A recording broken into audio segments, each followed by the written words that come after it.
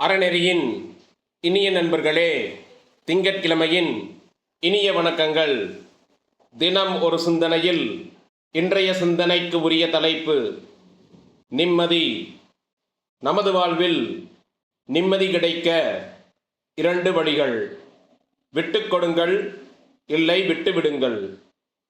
உலகில் நாம் விரும்பும் அத்தனையும் இருமுறைதான் அழகாய் தெரியும். 1, அதனை அடைவதற்கு முன்பு. 2, அதனை இழந்ததற்கு பிறகு. ஆகவே நமது கைவசம் உள்ளவற்றை கொண்டு நிம்மதி அடைய வேண்டும். எந்த ஒரு சிறந்த குதிரையானாலும் சாட்டையடியிலிருந்து தப்பவே முடியாது.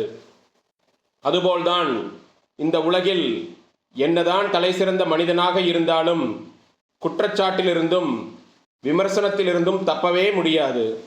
ஆகவே நமது நிம்மதிக்கான வழிகளில் அதிமுக்கியமானது, சாட்டையடி பட்டாலும் கடிவாளம் பூட்டிய குதிரை போல் இலக்கு நோக்கிய நமது பயணம் இன்னும் வேகமெடுக்க விமர்சனத்தையும் குற்றச்சாட்டுகளையும் எடுத்துக்கொண்டால் நிம்மதி அடையலாம். நாம் பிறக்கும்போது பனிக்குடம் உடைகிறது, இறக்கும்போது மண்குடம் உடைகிறது. வாழும் காலத்தில் நம்மால் எந்த சூழ்நிலையிலும் யாருடைய மனமும் உடையாமல் பார்த்து வாழ பழக வேண்டும். இந்த முறை வாழ்க்கை வாழ்ந்தால் நாமும் நிம்மதியடையலாம், பிறரது நிம்மதிக்கு பாதிப்பு ஏற்படாமல் வாழலாம். இந்த நாள் இனிமையான நாளாக அமைய மனமார்ந்த நல்வாழ்த்துக்கள் மற்றும் இனிய வணக்கங்கள்.